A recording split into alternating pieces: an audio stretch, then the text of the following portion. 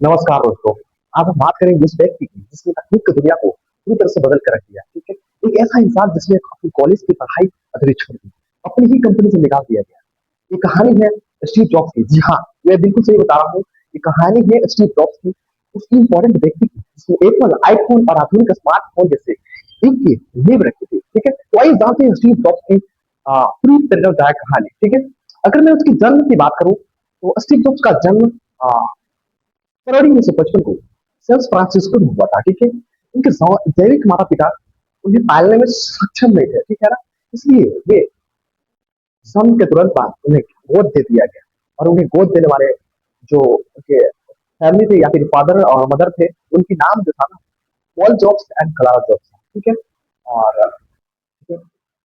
Steve jobs का बचपन जो था ना, हमेशा माउंटेन व्यूज और बाद में कुपर्टिनो में बीता था। ठीक है, जो आगे चलकर सिलिकॉन वैली का एक महत्वपूर्ण हिस्सा बन गया था। राइट, बचपन से ही स्टीव को इलेक्ट्रॉनिक्स और मशीनों में गहरी रुचि थी। उनके पिता उन्हें गैरेज में मशीनों को खोलना और जोड़ना सिखाते थे। अगर उनकी मैं शिक्षा और कॉलेज की मैं बात करूँ, तो स्टीव जॉब्स की जो पढ़ाई है, पूरी पढ़ाई अ, वो जो पूरी करने के बाद, स्टीव जॉब्स की जो है पूरी पढ़ाई करने के बाद उन्होंने रेड कॉलेज में दाखिला लिया था। ठीक है, लेकिन कॉलेज की फीस बहुत अधिक थी और उन्हें पढ़ाई में इंटरेस्ट भी नहीं था। ठीक है, अ, 6 महीने बाद उन्होंने क्या किया, तो कॉलेज को छोड़ दिया। ठीक है, हालांकि कॉलेज छोड़ने के बाद भी कुछ क्लासों में वो बैठते थे, कुछ क्लासों को अटेंड भी करते थे, जो उनको काफी इंटरेस्टिंग लगती थी। वो क्लास थी, अगर क्लास का मैं नाम लूँ तो क्लास थी कैलियोग्राफी की क्लास। ठीक है, बाद में इसी ज्ञान का उपयोग करके एप्पल मैकिन्टोश में सुंदर पॉइंट्स और टाइपोग्राफी में देने का काम किया। ठीक है,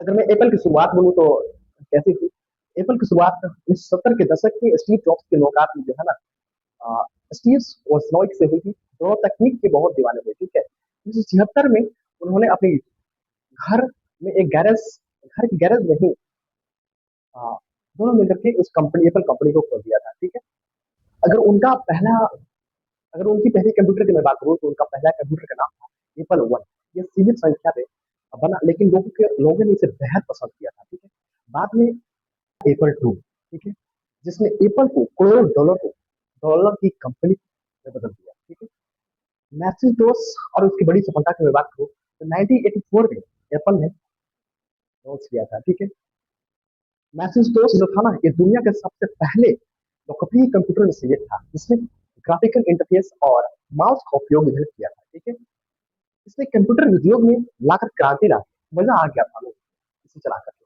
ठीक है, अगर मैं अगर उनकी बात करूँ, सबसे स्टीव जॉब्स की सबसे क्या बोलते हैं कि सबसे दुखद बात तब आती है जब उनको उनको अपने ही कंपनी से निकाल दिया जाता है। अगर हम हाँ दोस्तों, 1985 में एप्पल के अंदर मतभेद बढ़ने लगा था। ठीक है, उनकी कंपनी में मतभेद बढ़ने लगा था, कंपनी बोर्ड और स्टीव जॉब्स के बीच कुछ विवाद हो गए थे। ठीक है ना, परिणाम ये हुआ कि स्टीव जॉब्स को अपनी ही कंपनी से उन्हें बाहर कर दिया गया। ठीक है, जिसे उन्होंने बनाया था स्टीव्स, यह उनके जीवन का सबसे बेहद कठिन मतलब दौर था।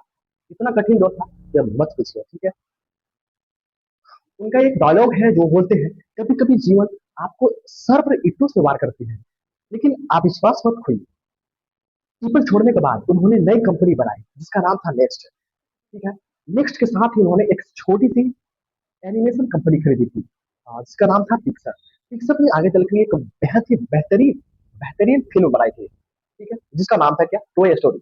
जो टॉय स्टोरी था ना, दुनिया का पहली पूरी तरह से कंप्यूटर एनिमेटेड फीचर फिल्म थी। ठीक है, मैं बात कर रहा था जो टॉय स्टोरी थी ना, दुनिया का पहली पूरी तरह से कंप्यूटर एनिमेटेड फीचर फिल्म बनी थी, जिसमें फिल्म सुपरहिट तो रही और पिक्सर दुनिया का सबसे, जो कंपनी थी पिक्सर, दुनिया के सबसे एनिमेशन कंपनियों में शामिल हो गई।